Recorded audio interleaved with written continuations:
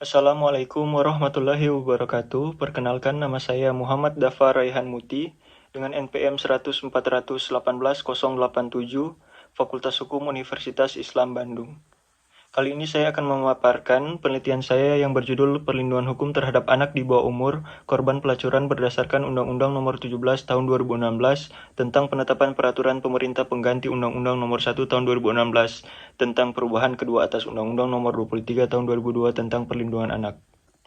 Langsung saja dalam latar belakang yang pertama, hukum merupakan sebuah sistem yang penting dalam peraturan norma dan sanksi untuk mengatur tingkah laku manusia. Anak merupakan salah satu bagian dari generasi muda, ialah pewaris dari harapan perjuangan bangsa dan sumber daya manusia ke depan. Pada bahasan ini, anak jadi korban karena keterbatasan yang dimiliki baik dalam segi pengalaman maupun dalam keterbatasan yang lain. Pada saat anak dijadikan sebagai korban pelacuran, diperlukan perawatan dan perlindungan termasuk perlindungan hukum. Penelitian ini memfokuskan di Ketombagu, Sulawesi Utara, kasus pelacuran yang sedang ditangani oleh Polres Ketombagu bersama Dinas Perlindungan Anak dan Perempuan. Kemudian dasar hukum terhadap korban pelindungan anak. Pertama, Undang-Undang Nomor 11 Tahun 2012 tentang Sistem Peradilan Pidana Anak, Pasal 296 Kitab Undang-Undang Hukum Pidana, Pasal 59 Undang-Undang Nomor 17 Tahun 2016 tentang Perlindungan Anak. Hasil observasi dengan Kepala Dinas Perlindungan Anak dan Perempuan Kota Ketombagu bahwa kasus seperti ini banyak, hanya saja korban malu untuk melanjutkan ke proses hukum. Akhirnya hanya diselesaikan dengan proses musyawarah. Kemudian identifikasi masalah yang pertama, bagaimana bentuk perlindungan hukum terhadap anak di bawah umur sebagai korban pelacuran di Ketombagu, Sulawesi Utara. Yang kedua, bagaimana upaya pencegahan dan penanganan prostitusi online di Ketombagu, Sulawesi Utara. Dalam penelitian ini ada dua tujuan. Yang pertama, untuk mengetahui bentuk perlindungan hukum terhadap anak di bawah umur sebagai korban pelacuran di Ketombagu, Sulawesi Utara. Yang kedua, untuk mengetahui upaya pencegahan dan penanganan prostitusi online di Ketombagu, Sulawesi Utara. Metode pendekatan penelitian ini menggunakan metode kualitatif dan penelitian ini bersifat deskriptif. Sedangkan data yang digunakan dalam penelitian ini adalah data sekunder yang diperoleh dari hasil kepustakaan dan menggunakan metode analisis deskriptif kualitatif. Fakta-fakta kasus tentang anak sebagai korban pelacuran di Kota Ketombagu. Yang pertama, pelaku dan korban memang berteman di salah satu sekolah menengah atas yang ada di Kota Ketombagu. Berawal dari sini, pelaku menawarkan kepada korban untuk menemani pria hidung belang dengan imbalan pembayaran. Hal ini sudah dilakukan selama 8 bulan. Kasus ini terbongkar akibat korban datang mengadu ke Polres Kota Ketombagu.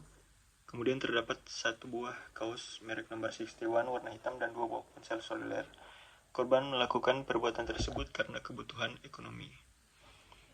Dalam penelitian ini ada dua pembahasan yang akan saya bahas. Yang pertama, bentuk perlindungan hukum terhadap anak di bawah umur sebagai korban pelacuran di Kota Ketombagu, Sulawesi Utara, dan juga upaya pencegahan dan penanganan prostitusi online di Kota Ketombagu, Sulawesi Utara. Pembahasan yang pertama, yang bertanggung jawab untuk mengusut tuntas yaitu Polres Kota Ketombagu bekerja sama dengan Dinas Perlindungan Anak dan Perempuan Kota Ketombagu.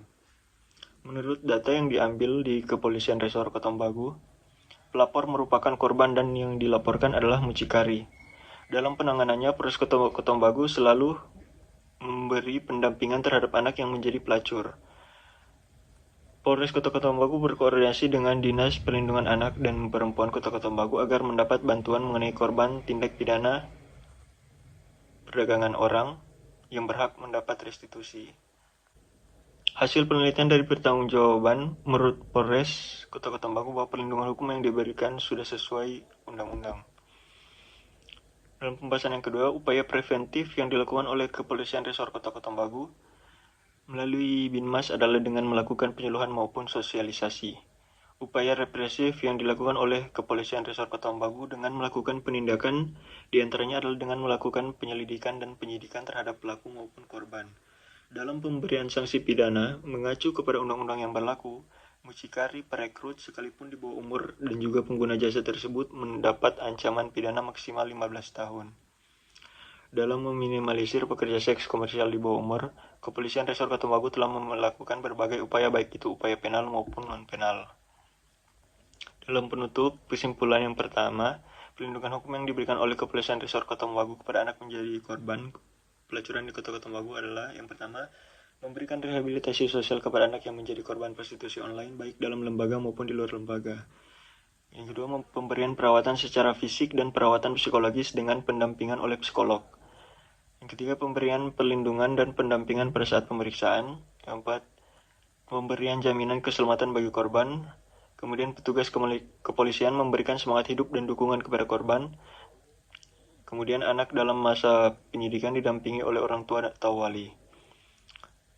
Upaya pencegahan dan penanganan prostitusi online di Kota Bagu, Sulawesi Utara adalah upaya non-penal yang dilakukan Kepolisian Resor Kota Bagu untuk mengatasi kegiatan praktik prostitusi anak di Kota Bagu adalah dengan bekerja sama dengan Binmas dan Dinas Perlindungan Perempuan dan Anak. Baiklah, itu saja mungkin hasil penelitian saya yang bisa saya paparkan. Lebih kurangnya saya mohon maaf. Assalamualaikum warahmatullahi wabarakatuh.